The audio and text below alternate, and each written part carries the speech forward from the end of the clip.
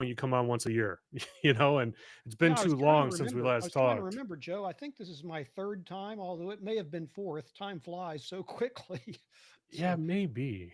If honestly, it might be your fourth. I mean, I think I had you on where we talked about your background and everything, and then right. the next time we were talking about your books, right? And Yeah. you just had your third book published. Congrats on that. I Thank mean, again, I'm not a big physical book reader, and I'm not a big, fiction reader, right? And I mean, it reads so easy. I'm very impressed with how you write it, with how you construct it, especially with it being such complex topics of espionage, right? Well, you're very kind, Joe. Thank you. I enjoy writing it. I can't run CIA operations anymore, but I can fictionalize and live through my characters, and that's what I enjoy a lot. Yeah, yeah. No, I could definitely tell that, and I feel like, just from talking with you and hearing other interviews and whatnot, I feel like there's several different characters in the world that you've created, right? That kind of resemble different aspects of what a successful, you know, case officer might be that you've experienced firsthand in your own career, right? And it's an interesting way to talk about those topics, right? Because you can't talk about all the stuff that you did, right? You can only really talk about like one, event, one monumental event in the world that took place. Um, but it's interesting to like hear it, like hear the book, or read the book, right? And then vision it like, oh, we talked about how he would go on runs, right? We talked about your runs. Um, and then in your book, one of the main characters is going on daily runs, right? Which it provides a whole lot of different facets. Maybe I'm reverse engineering it too much, just from my technical mindset, right? But just thinking of, oh, the counterintelligence division of the FBI views this run completely differently from how this completely, American, fully loyal to their country is taking their runs, right? They're taking their runs as like almost a mental check-in, right? Yeah. Um, Less about actually, you know, doing anything harmful to the country or even developing an asset, so to speak. Right. Yeah. Well, I mean, they say write what you know, and I've been a runner for about over 49 years. And so a lot of my characters, not surprisingly, are runners. And I think each one of the characters in my three books, there's at least one character who's a runner. And I'm not running at the moment. I'm just power walking, and I miss the running terribly, except in the ungodly heat we're having here in Northern Virginia. I don't miss that, but it's true. Being a runner, long distance runner, which I started way back in 1975, it has certainly been a big part of my life. I used to consider my various CIA operations when I was running. I occasionally would attract a what I would call a target out on a run with me, and you get to know people very almost intimately when you're running with them. Yeah. Yeah, when I run, I haven't really put much time into running lately, and my excuse is having two little kids and getting my PhD, right? So I don't really make excuses, but that's my light attempt at an excuse, right? So I can't really find the time right now. But I ran cross country, I ran track, and then I ran all the way through college and beyond. Not for a college team, but just in college, right? And whenever I go on really long runs, far beyond the, physical benefits, right, of your health and whatnot. But I feel like um, I always refer to it as working out the demons, right? Because for my brain, for me to go on a really long run, we're talking 15, 18 miles, something like that, right? I have to keep my brain completely occupied the entire time. 100% of the time has to be occupied.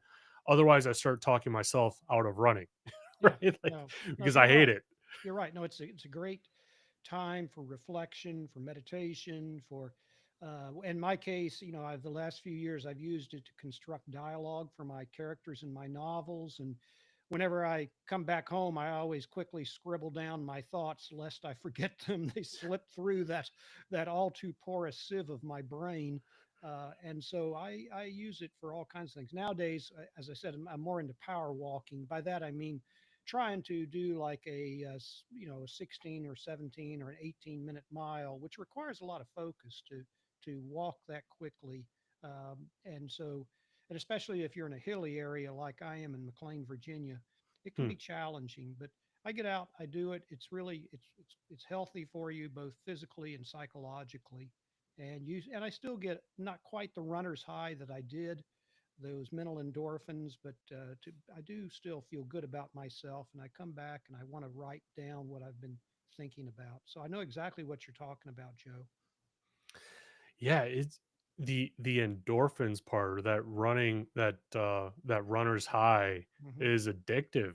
You know, like It is. I remember when I was training for the marathon, there's specific days of the week that you take off, right? And on those off days, I would be sore, but I would be so frustrated that I Hmm. couldn't go out running or shouldn't go out running, and I was thinking to myself, like, man, like I actually hate this thing, but I'm sad that I can't do it. So how much do I actually hate it? Right. No, I have that feeling. And on the days when I couldn't run, I'd be in a depressed mood, snappish, and that kind of usually I would do my running early in the morning when I don't obstruct anybody, don't take up anybody else's time. Besides the fact that it would be cool and dark and felt good just to go out and do that. But yeah, a lot of my characters are that same philosophy, not surprisingly. Yeah.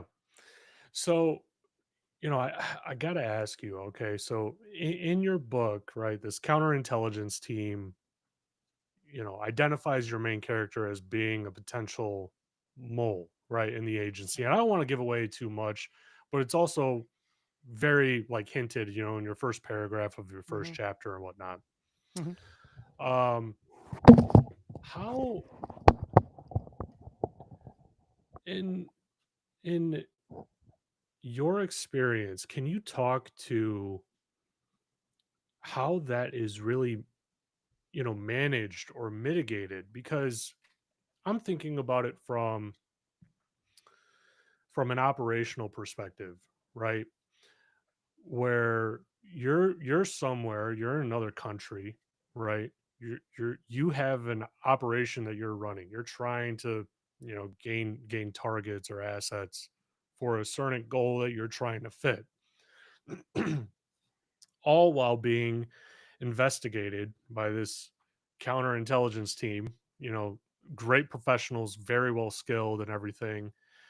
And I'm trying to think through, because the actions that you would take to gain that asset, to gain that resource, would probably look very suspicious to a counterintelligence team, right? And Exactly, so, how do, exactly. It's just what James Jesus Angleton, the CIA chief of counterintelligence, called the wilderness of mirrors. And it was, I mean, what they're looking for, what the counterintelligence team is looking for, especially the counter espionage CI team is looking for, is a spy, just like the type of people I recruited, and looking for what would be the motivations for somebody to be a mole. And as I've told you on previous programs, there's all kinds of reasons for espionage. The most salient one typically is revenge or ego. And so they're looking for why would this person commit espionage? And it's the same thing that I would look for in my targets because I'm trying to convince them to become moles in their government. So it really is like that endless wilderness of mirrors where you're looking to try and cause something, and other people are looking at you, trying to decide: are you the person who's leaking? Are you the person who is revealing who our assets on the other side are? And I was in my book, in my new book, The Traitor's Tale. At the acknowledgments, I talk about the fact that I was betrayed by a friend of mine named Ed Howard, who defected to the Soviet Union in 1985. Ed and I had been friends. We had dined in each other's homes several times. I was jealous of the fact that he was selected by our then called Soviet European Division so that he could have a tour in Moscow, one of the most difficult places to operate in the world, is right in Moscow, under the nose of the then KGB. And I was jealous of the fact that they selected Ed out of our training facility at the farm to go to this elite first tour of Moscow. And they gave him Russian language training at Georgetown University.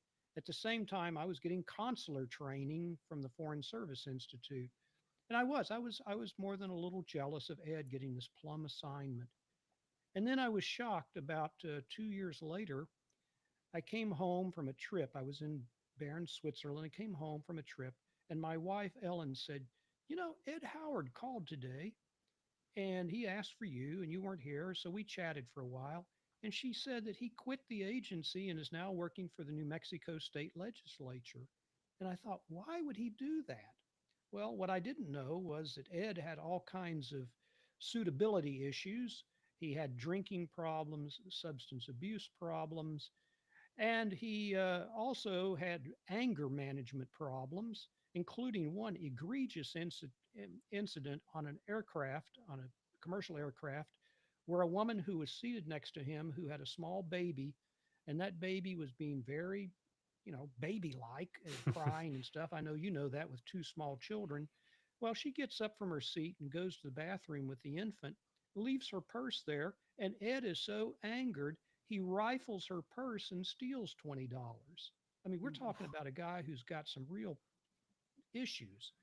So the agency fired him. Basically, they fired him. They found him a job with the New Mexico State Legislature, but that wasn't obviously suitable for Ed.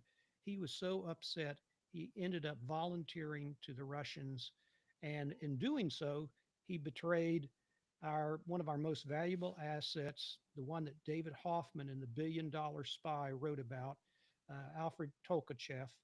Tolkachev had revealed all of the Soviet avionics designs, things like that, that it was calculated that it would have cost the Department of Defense, our Pentagon, over $1 billion to develop these same things that Tolkachev gave us. Well, Ed betrayed him. Tolkachev was shot. And also, he betrayed everybody he knew, including myself. So when I went from my third tour several years later, I was going to go to another post in Scandinavia, and we always do a counterintelligence write up where headquarters does a description of what your cover exposures have been. Who knows that you in fact are CIA. Well, so I got a copy of the cable, the write up that they were sending to my new post, and they sent a courtesy copy to you at the old post. And my copy read simply, "Betrayed by the traitor Ed Howard." So I went, whoa. And sure enough, Ed had told the KGB who I was because I could never get any of the KGB officers out one on one with me because their counterintelligence chief said, "Stay away from Jim Lawler. He's nothing but trouble." And he was right. I wouldn't be nothing. I would be nothing but trouble. But it's a terrible feeling to have a guy who I thought was my pal, my buddy, and he basically stabbed me in the back and said, "Yeah, Jim Lawler, he's a CIA officer. You better stay away from him." Yeah, I couldn't even imagine the betrayal that goes into that. I mean, you're putting your life on the line every time you go out of the country. I mean, probably even technically if you're in the country, right? Like you could be a target of something, right? A foreign adversary. And you're risking everything going over there. Maybe it's even a benign trip, right? And a colleague is going to betray you like that, knowing full well that your life is on the line. I mean that, man, that's really hard to compute for me. I know the feeling was, it really was like a cold knife in the back. And then years later, in fact, it was only about I guess about 8 or 9 years ago, well after my retirement, I decided with my wife that we would take a Baltic cruise. We would visit Sweden, we'd visit Finland, and we'd call in the former Baltic republics and in St. Petersburg, Russia. Well, I still have a clearance, and my headquarters said, no, you're not going to Russia. And so we docked in St. Petersburg, and I stayed on the ship for 3 days while my wife went ashore. It was a Viking cruise or something like that, but I stayed on the ship. And then more recently, and I guess it was in January or February, I had a visit from three, not three, but two female FBI agents who came to my house and they said, Mr. Lawler, we want to give you an advisory that you should not travel to Russia, China, Cuba, or North Korea because of the operations you were involved in. And I thought, well, okay, none of those are on my bucket list, fortunately. So I don't have any plan to go there. But you've got to watch where you travel, and because I'm well known to some very hostile services. Hmm. Yeah, that is it's interesting, right? So I've never done anything, as awesome as you have, obviously. I mean, I just have a podcast, right? Um but I was talking to a vice admiral of the Navy one time, and my traffic in China and Russia and all of those allies, right, our enemies over there, all just black holed my traffic after Russia invaded Ukraine, in 2021 or 2 at this point. And the traffic completely dropped off. I love to travel. I love to see the history. I love to, get my feet on the ground and see the culture and experience it. I liked it puts me out of my comfort zone, and I really love that, because it kind of adds like it's like a nervous energy perspective of it, where you're in a foreign land, you don't know the language that they speak there necessarily, you have to work your way through it, right? And you're learning all the way along the way, so it really like intrigues me to do things like that. And I was talking to this vice admiral, and I mentioned, I'd really love to go to China someday and see the Great Wall of China and just see everything. And he told me, maybe you should hold off on going. And if you do go, just expect you're going to be monitored the entire time. From the time you get off that plane until the time you leave, there's going to be someone watching you very physically, like they will be there the entire time. And I thought to myself, like, man, I just have a podcast. All I talked about was, I was calling Russia out in the beginning when they amassed a whole bunch of tanks and soldiers on the border of Ukraine. And then when they finally invaded, the only thing that I said was, one, I called it 3 months ago, and two, they're not going to stop until they get all of Ukraine, right? And that it was wrong. And it immediately black holed my traffic, immediately saw a decrease in everything. and and from all of these, partner nations. Well, Joe, you would actually be a target for if they could recruit you to be a source of disinformation, Hmm. because there are podcasters in the U.S. who either consciously or unconsciously, basically what I would call a useful idiot, that would, basically parrot the Beijing line or the Moscow line or whatever. These people do it again, either wittingly or unwittingly, and maybe they get paid sometimes to, praise Xi Jinping or praise Vladimir Putin. And so, a podcaster, absolutely, just the same as being a journalist. They have journalists on their payroll. I'm sure they have certain podcasters on their payroll. So you would be, if maybe not for harassment, although possibly, but more for as a target for possible target for recruitment. I mean, it would be a nice recruitment target for them. Yeah. Yeah. I guess I never really thought about it like that from a disinformation perspective, right? And I'm sure it becomes more tempting for them the bigger the platform gets, and something. So I've actually watched, the UFC, right? Since it came out. I mean, late '90s, right? Hmm. And so Joe Rogan, I've I don't know the guy obviously, but I know of him and whatnot. And he was talking at one point in time on his podcast about how he doesn't go overseas for the UFC. I mean, he's the most famous UFC commentator. His voice is synonymous with the UFC. His commentating, his knowledge, really everything about the UFC goes hand in hand with Joe Rogan and vice versa.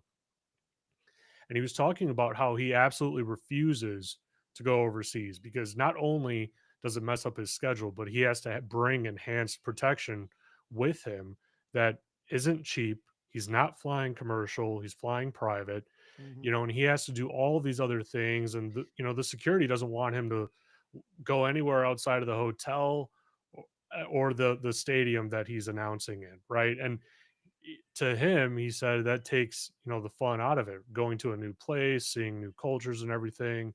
But the security risk around him, I guess, of becoming that disinformation podcast, right, is too great for his security team to allow it, right? And it's it's it's a it's a frustrating situation because again, I watch all of the pay-per-views and so I want to see I want to hear, Joe Rogan on there every time and then, he can't do it because he doesn't go overseas like that.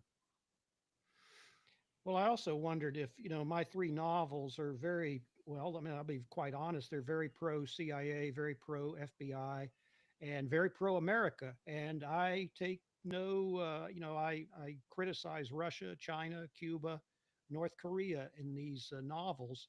And so I've not made some friends, I'm sure. Yeah. Yeah, I mean, it's it's interesting, I guess, how that the team that came over that you just mentioned, they they said don't go to North Korea. My immediate thought is, well, who vacations in North Korea? I mean, Very few. like how do you even book a flight to North Korea? You know? Well, I think well, that's a good question. I think you go through China is Hmm. their one way to get there. Maybe through Moscow. I don't know, but you can't do it through South Korea. I know, but I have no desire. I mean, really, the only one I would kind of like to go to, and I've been only once, is to China to see the Great Wall, like you said, or see the various things. China's a big country. I actually did go on a liaison visit there back in the year 2007, so 18 years ago, Hmm. and that was an official liaison visit. And so we were received, of course, quite graciously. But going as a single person, they were saying you better not do that. So I thought, okay, fine. I've got a lot of other places I'd like to see in the world. Right.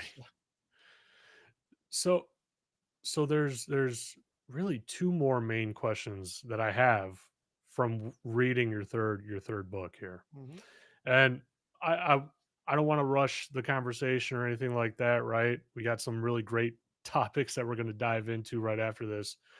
But when you're labeled a traitor and maybe you've witnessed it from colleagues or something like that, but it hasn't been, proven out, right? It's you're kind of labeled as that because this counterintelligence team goes and meets with you and they interview you and whatever else they might do. It leaves a stink on you, right, with your colleagues. What is that like from your, third party knowledge, of course, and is there even a possibility of erasing that at some point in time? I mean, what is that even like? Well, one of our CIA officers, in fact, I loosely patterned my character after him. His name was Brian Kelly. And Brian Kelly, for at least a year and a half, maybe 2 years, was in fact suspected of being a mole, a Russian mole. And it turned out he wasn't. He was ultimately exonerated. And the real mole was the FBI agent, Robert Hansen. And they Wow. happened to live fairly close together. They happened to have virtually the same access. There were other things that caused the FBI to suspect that it was the CIA officer, Brian Kelly, and not one of their own, Robert Hansen. In fact, it was a bit of arrogance on the FBI's part to think that it couldn't be an FBI guy. It had to be a CIA guy. I mean, this was after Aldrich Ames. And so, it was proven that CIA had some problem children. Jim Nicholson was another one. And so they did not think that it was, they thought it was really Brian Kelly. Well, it was proven beyond a shadow of a doubt that it was Robert Hansen. And but poor Brian Kelly, he had been, as you said, got the stink on him, like the scarlet T instead of the scarlet letter of A for adultery. He had the scarlet T for traitor on Hmm. him, and so people were avoiding him. He went into kind of a purgatory. The agency tried to, you know, exonerate him, to rehabilitate him. They gave him a medal and everything else, but the poor guy was so crushed that ultimately he died of a, prematurely. He was just, how would you like your friends thinking that you're a spy? Yeah. And so I patterned my character after him a little bit, after poor Brian Kelly. And, the feelings that would go through your head as good friends of yours would start looking the other way. They wouldn't want to talk to you. They wouldn't want to have lunch with you in case that taint of espionage was to rub off on them. And you start thinking, well, who are my real friends and who aren't? And in my novel, my character, the people that are close to him, they stick with him. They know that he's not the spy. And so you find out who your real friends are. Hmm. Yeah. And for the counter intel team, they have to understand that there's a great risk that if they're wrong and they go down that path, you could push someone that had no intention of ever becoming a mole to become a mole, And you that's know? exactly what happens in my book. We won't go into it, but Yeah. he ultimately decides, okay, to hell with them. Yeah. Well, actually, he's talked into it. It's a, I don't want to ruin the premise, but uh, he actually becomes, for all intents and purposes, a volunteer to the Russians. Yeah. That it's really fascinating for me, like how that works, right? Probably from like a reverse engineering perspective, Right. right? Um, how how do they I mean, I guess if I word the question like that, you won't be able to tell me, but how in the world do you manage multiple covers like that? The reason why I ask is because I'm thinking from a cover officer perspective overall, just you doing your job duties, right? Whatever that entails. I envision it as that's taking up 100% of my brain power, right? And now I have to add on another layer of another cover for a foreign intelligence service, right? How does that balance out? How does that work out? Well, it's a bit like method acting. You put yourself in the mind of, if I'm supposed to be an international attorney. I mean, I actually do have a legal background. Then that's what I today. I'm an international, attorney. Or if I'm an oil and gas trader, another cover I used at one point, vis-a-vis a certain target. Then I happen to know a lot about oil and gas trading and come from the state of Texas, and I'd taken courses in oil and gas law. So I put my mind in, okay, today this is what my cover is.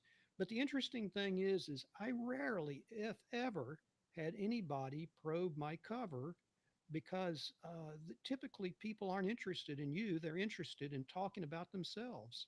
Hmm. And so, in that respect, I shared that interest. I wanted them to talk about themselves, and we didn't have to talk about me. And I would be able to steer the conversation back around to their favorite subject, which was themselves. And so it the cover, it had to be good, but it didn't have to be so airtight. Now, what makes it difficult today is all of the internet profiles and, LinkedIn and Facebook and things like that.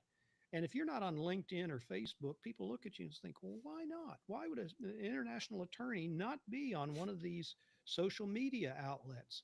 And so if you are, you've got to have, maybe you have to have a phony account.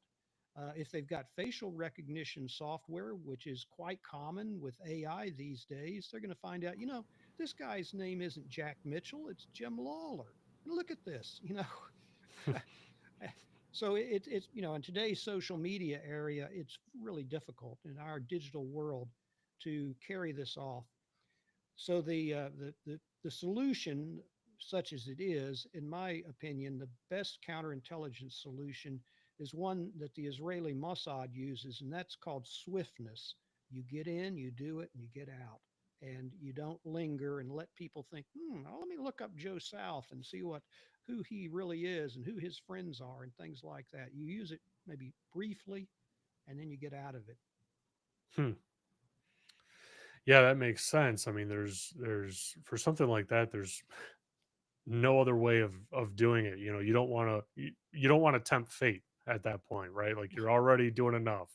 Right, right. You only, every time you do something operational, there's another thing you're having to think about, and so you want to keep it as simple and as quick as possible, Yeah. and get them to focus on the subject you're talking about and not on you. Hmm. Yeah, I mean that's a good transition into the conflict that we're experiencing right now with Iran and Israel and America bombing Iran over the weekend here. Um, give me your take on it, right? Because I was watching some videos earlier, right, where the defense secretary was talking to reporters, and I mean he got very visibly frustrated that all the media outlets are talking about is how they missed, how there wasn't nuclear material there in those compounds. They're talking about it from a perspective of like if they knew, if they were like on the ground or something, just based on like a very preliminary intelligence report that came out. That's what it sounds like to me. Well, I told somebody who wanted to interview me, I said they wanted to show me satellite photography of Fordow and Natanz and Isfahan. And I made it very plain that I am not a photo interpreter. We have imagery analysts that are skilled at doing that. I mean, my reaction would be, oh gosh, that is a big hole in the ground, but that doesn't mean anything. Where my expertise is I know what goes into a centrifuge enrichment program, and it's very complex. And centrifuges, these ultra centrifuges themselves, are very delicate instruments, and so those bombs at Fordow and Natanz and Isfahan, I mean, if they damage those centrifuges, that which I think they did, I think that's probably a good thing. I'm not trying to say that I am a supporter one way or another of what folks did, but I'll state it quite frankly. Iran cannot have a nuclear weapon. It's just stop, full stop. That's the end of the game right there. And so if we can prevent that, if we can delay it, that was my specialty, was detecting a program, penetrating the program, denigrating the program, disrupting it, and trying to stop it. My team had that luck in Libya, and we've had some marginal previous experience vis-a-vis Iran. And so we as Americans, we as Westerners, we as people with the sane minds need to stop Iran from having a nuclear weapon. And I think that the bombing was necessary. And most of my friends, and I don't care if they were Republicans or Democrats, most of my CIA friends all agree with me that we cannot have Iran with a nuclear weapon. Now, people say, is that because of the threat it presents to Israel? Partially.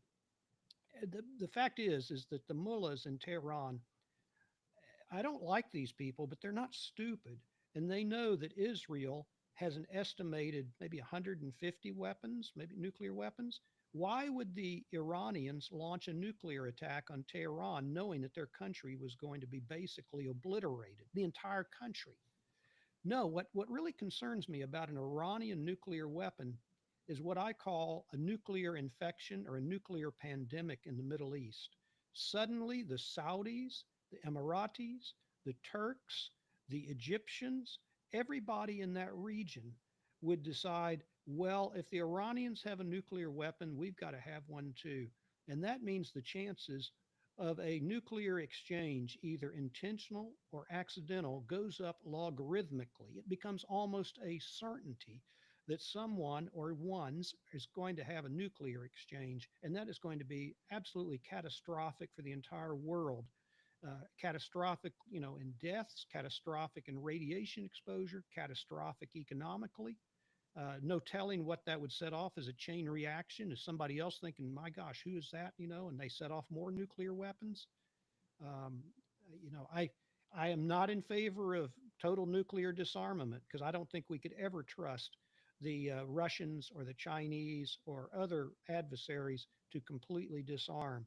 But I abhor nuclear weapons, and I have devoted most of my career, 2/3 of my CIA career, to stopping their proliferation. It's an uphill battle, I'll be honest.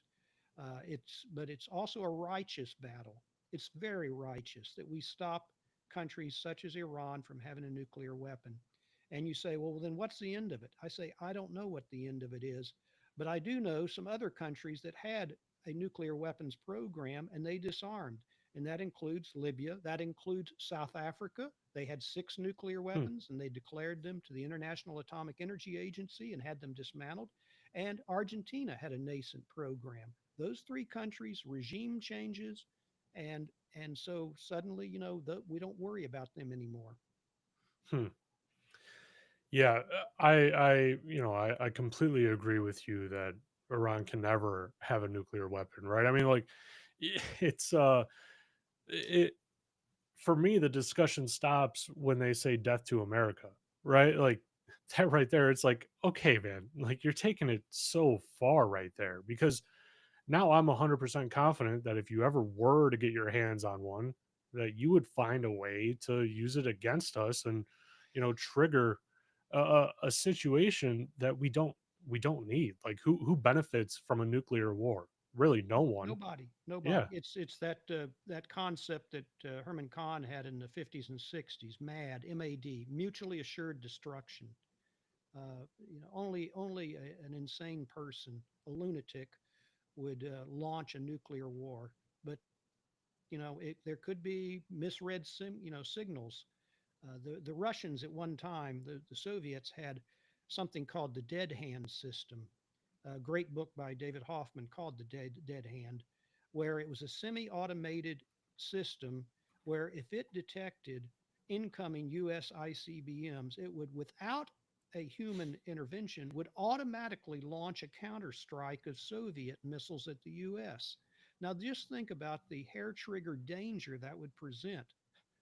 It could be a flock of something, and they would think it might be incoming US ICBMs, and without a human intervention, they would automatically launch weapons. Well, we found out about it, and there was a strongly worded exchange between the White House and the Kremlin dismantled that system. Hmm. And I have the same fear that if we start using AI to automatically launch nuclear weapons without human intervention, we're running a very, very dangerous tightrope there. It would be terrible. You need somebody to finally say, no, wait a moment. I don't think we're not reading this right. Why would they launch a single missile or even a dozen missiles at us?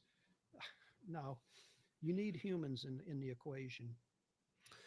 Yeah, it's interesting. So I had someone on yesterday actually, and it wasn't live. I'm kind of frustrated with myself that it wasn't live because I forgot to click the button. Um, but I started talking about the genie being out of the bottle with AI, right, and how we're accelerating at such a speed just in the public eye, right, in the public eye when you start thinking about what the government may have, what DARPA may have that no one's talking about yet, right? It's astronomical the difference that it could be, and the reason why I'm saying that is because when you start mixing AI with quantum computing, right, it really unlocks the world. It unlocks everything. There's actually no limit to what it could do. Um, and we're in this weird space where we're not just in like a quantum AI arms race, but I would I would venture to say that there's probably something like the Manhattan Project, like it was for the nuclear bomb. There's probably Manhattan projects in the world superpowers, developing this technology to develop the strongest AI, to develop the best quantum computer, right? And to make it all usable and tie it all together. Because if you have that, there's no encryption that you can't break. There's no intercept that you can't, you know, have, right? Right, Like they're right. doing it all. And I've got that theme in my novel as well. If somebody were able to achieve cryptographically relevant quantum computing, that's what they call it, cryptographically relevant, meaning you could break within a matter of hours or minutes, you could break whatever encryption that the adversary has, which means that basically everything you own, you're totally naked. Everything, no more sensitive, all your sensitive communications are revealed and things. And even Vladimir Putin, must have been about 7, 8 years ago, he said, he who controls AI will control the world. Well, he's right. Yeah. I wouldn't agree with Putin on much, but that one I would agree. And it's scary coming from the Kremlin. Yeah. I don't know. I don't know if anyone could actually control AI. If we're talking about AI at its, most mature, state, I don't Right. know if anyone could really control it. And, this is a part of, what I was discussing with the other person was we always hear, oh, it's 5 years, 10 years away, right? I mean, I've been hearing about it since I was a kid, right? Hmm. In the 90s, oh, we're 10 years away from, AI and this augmented reality world and whatnot. Well, you know, when you really figure out quantum computing and you combine that with an AI, what are we, minutes away if we're not already there? I mean, who's to say that we're not already there? Because if you look at different sources, right, you start seeing, oh, well, AI could generate that video. AI could fly a plane like that. Like these are not things that are completely out of the realm of possibility anymore. Actually, they're totally feasible. In fact, I probably am not talking to the real Joe South, but to a computer image. And the real Joe South is sitting back sipping a margarita somewhere. Yeah, right.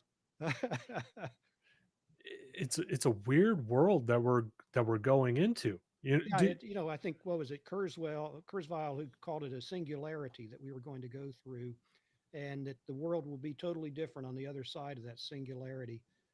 And I think there's a lot of truth to that.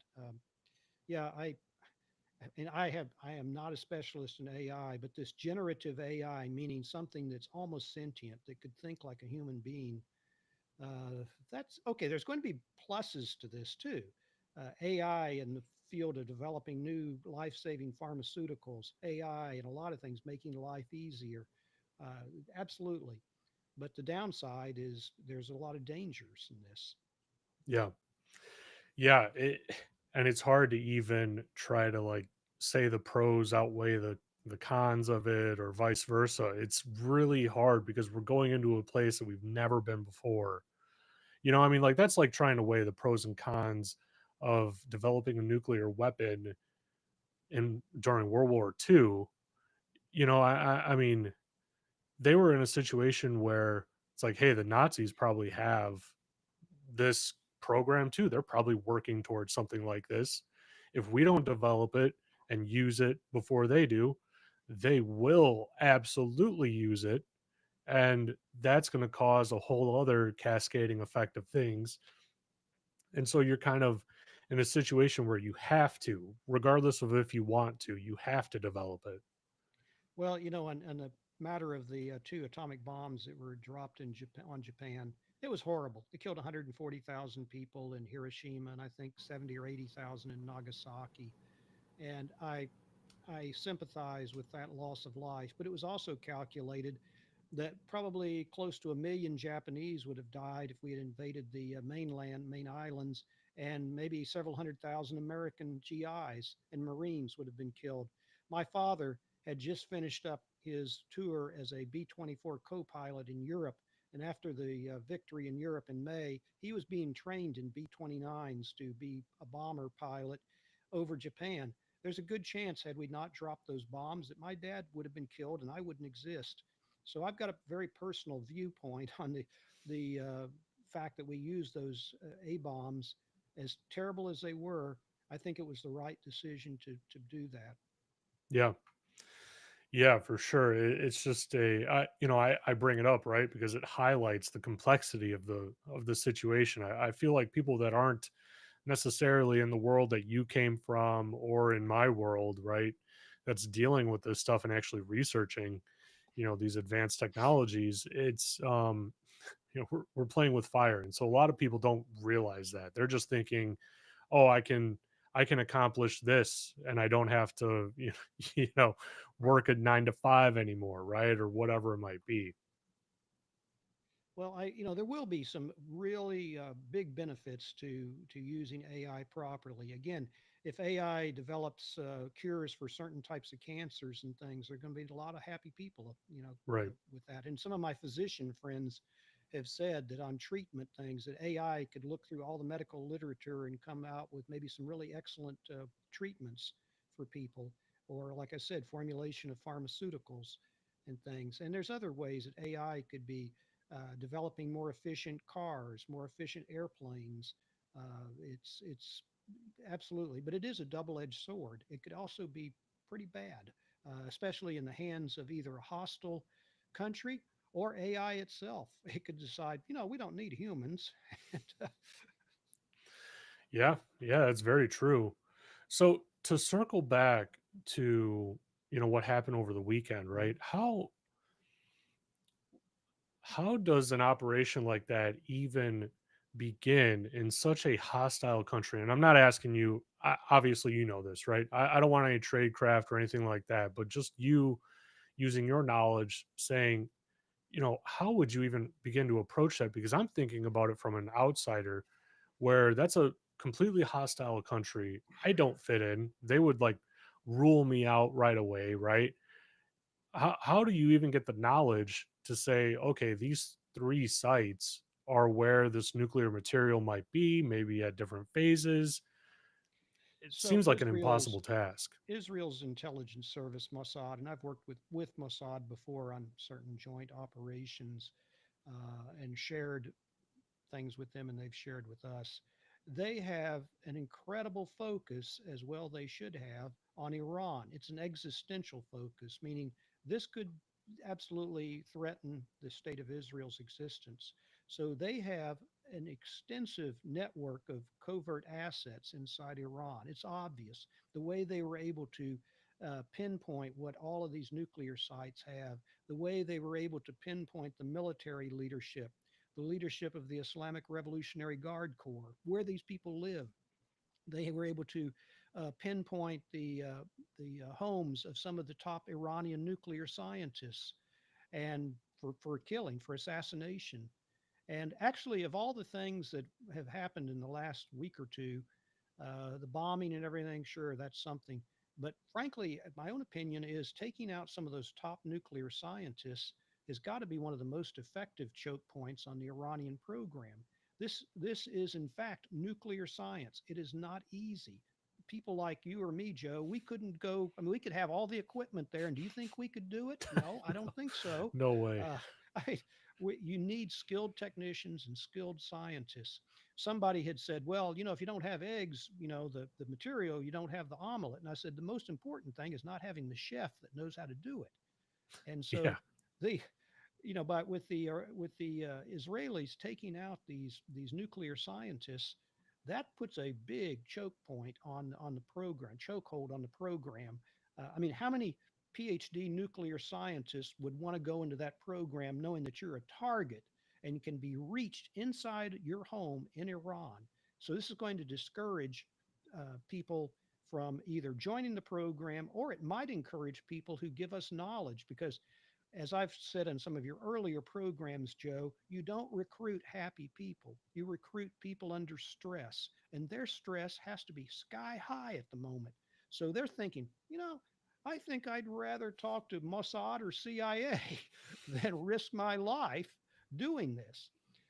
But they have an extensive ground network there. Now, there probably were some Mossad operatives on the ground as well, but it's more likely that they had networks of assets, their agents on the ground, Iranians working in place, probably working at Fordow, working at Natanz, and working at Isfahan, that could say, here's the precise location you need to hit. And this is what's going on in there. And it's the same way that they could then measure the damage afterwards. Now, I know there's a lot of controversy at the moment. The DIA report came out a day or two ago about they think it was minimal damage. I think, and I just read a statement by a very, very renowned expert, David Albright. He's one of the foremost American experts on nonproliferation. And he said, in his opinion, they have destroyed the centrifuge enrichment program because these instruments are so delicate. They're so, the way you balance them, the way you do everything else to them. And then one of the key factors was they totally obliterated the uranium conversion facility. Now, what that is that's where you take the yellow cake uranium, you convert it into uranium tetrafluoride, UF4, and then uranium hexafluoride, UF6, which is a gas. And it's that gas feedstock that you feed into the centrifuges. Well, if you don't have the feedstock, you don't have any enrichment. You don't have any material to enrich. So, the one concern I do have is there is about 900 pounds of 60% highly enriched uranium that they had produced. I don't know where that is. That's probably enough for about 10 to 12 weapons. It's not really at weapons grade, but at 60%, it doesn't take much to get up to the mid 80s or whatever to what we would consider weapons grade. In fact, most of the work, I think 98 to 99% of the separative work separating the uranium 235 isotope from the heavier non fissile isotopes of U 238, most of that work has already been done. So going from 60 to say mid 80s to high 80s to 90%, it wouldn't take much in the way of plumbing and sending that gas through the centrifuge cascades. So if we know where that is, then I'm sure that Mossad is, I'm sure, trying to find out where it is so they can destroy that. But I share David Albright's assessment that the Iranian centrifuge program pretty much has been obliterated. Yeah, I mean that's what it seems, you know, as much of an outsider as you possibly can be, someone that is just trying to use their brain, I guess, right?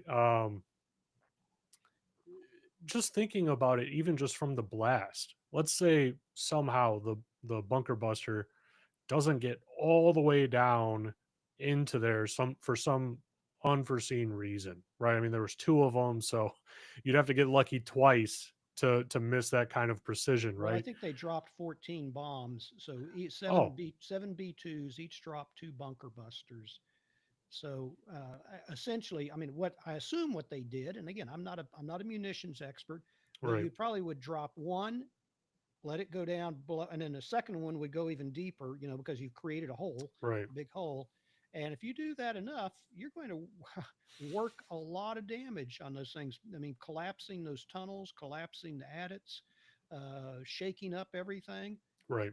I mean, yeah, they could dig it out, but how would you? Let me ask you this: how would you like to be the Iranian running the bulldozer and looking over your shoulder, wondering when a something Israeli jet is going to kill you? Trying to dig out that stuff because I guarantee you the Israelis are looking at that just like frogs look at June bugs. Yeah. Yeah, no, that's a great point. And where where I was really trying to say, like, even if it didn't reach, that underground facility, the sensitivity of the enrichment process would still, no matter what, be damaged, to an unrepairable state. Like you have to start over at certain Absolutely. key critical points in the enrichment process. And so at a minimum, it delayed their nuclear enrichment program overall. I mean, like there's a reason why, 24 hours later, Iran immediately agreed to a ceasefire. If Well, they my preliminary assessment, and this is again rough estimate. I'm not a nuclear scientist, but looking at the reports of everything that was damaged, I would say this has set them back 2 to 3 years, and that's assuming that nothing else is done. But if they try and reconstitute the program, I guarantee you that the CIA and Mossad will be on top of them, and that we will continue to take kinetic action, as we call it, kinetic action, in addition to subtle sabotage, things that I was a specialist in sabotaging. A lot of the equipment that they use they have to import from abroad. It's not domestically made. So if it was destroyed, you've really damaged that. The centrifuges themselves are very delicate instruments. They have to spin at 60,000 RPM or more. They have to be perfectly balanced or they crash. You know, they have to be in a vibration-free environment. Again, because it's spinning at such a high speed. That's why they call it an ultra centrifuge. It's literally 60, sometimes 60,000 RPM, separating the heavier isotopes, which are not in the bomb, from the lighter isotope, the U-235, and then pumping that gas, enriching it gradually through the cascade. But it's, the other things that are hard to get, certain flow meters and certain pumps and certain converters, frequency converters, all of this stuff, they don't produce a lot of that stuff in Iran itself. And so they're going to be having to go back out on the black market and look for this stuff. And they're going to try, if they have another hidden location, which is like my book Living Lies. Suppose that they had another hidden location. It wouldn't surprise me if they do. Then, yeah, it's going to be a very difficult road to reconstruct all that. Yeah. So, what one final question? We're unfortunately at the top of our time here, um, but y- there was a report out that there's a whole bunch of trucks out there, and I know you're not an image specialist or anything like that, right? But what is the process like to stop an enrichment process at some phase? I mean, I don't know what phase they would have been in. Obviously, there's probably a handful of people that would have known the rough phase that they were in. What would be the process to even move that material? Because now the argument, that other news outlets are putting out are, oh, there was a whole bunch of trucks lined up outside of this facility for 2 days beforehand. They probably moved it. There was probably nothing in those facilities at that time. But I'm saying to myself, I don't know, because that sounds like a very complex, risky maneuver to move it in the middle of enrichment, right? Like you probably risk losing a good amount of that material if you were to move it. Well, they probably were moving it inside of what we call a US six cylinder. I mean, it was and so these are very heavy cylinders that if they in fact moved them, put them on those trucks. But again, my solution to a lot of these challenges is always the human equation. Think of all those truck drivers who aren't paid very much. And now, maybe you've got 20 truck drivers and each one of them knows where that UF6 went, and they decide, oh, I bet you the Israelis or the Americans would love to know that. And maybe we already do know it. Maybe we're just waiting to hit that. Um, so, and even if that's all true, even if they got all of the highly enriched the 60% highly enriched uranium out, still by working a total collapse on the centrifuge facilities itself, it means they're frozen at that amount, and then we just need to look for that amount and destroy that. So I'm not. I don't think this was a failure at all. I think it was pretty much of a success. Yeah. Yeah, I definitely agree as well. Well, Jim, I really appreciate you coming on. It's always a joy, having you on. It's a fascinating conversation. I mean, I feel like I could talk to you for another 3 4 hours. It's been a great time. Well, Joe, I always enjoy coming on your program. You're always a most gracious host with excellent questions and understanding of my sometimes less than brilliant responses. So, it's a lot of fun. You're performing a very valuable service for the American people. I certainly hope so. I try to put out value. That's my goal, right? I just want to put out valuable content to people that can use it and hopefully benefit themselves. Well, Jim, before we end, right? How about you tell my audience where they could find you if they wanted to connect with you and reach out, and where they could find your books. I'll leave all the links in the description of this Yeah, episode. it's easy. My books, all three books, are on Amazon or from my publisher, Book Baby. That's Living Lies is the first one. In the Twinkling of an Eye is the second one, and my third one, The Traitor's Tale. And my author's website, I believe I've got that on Amazon. If not, I'll have Joe post my author's website. which tells a little bit more about me and each of my books and has links to my books and to a lot of my podcasts, including several with Joe. So we can, I'll have Joe make sure that he posts those links to the author's website. Awesome. Well, thanks, Jim. I really appreciate you coming on. And, I hope everyone watching or listening to this episode, I hope you guys really enjoyed it. Thanks, everyone. Thank you.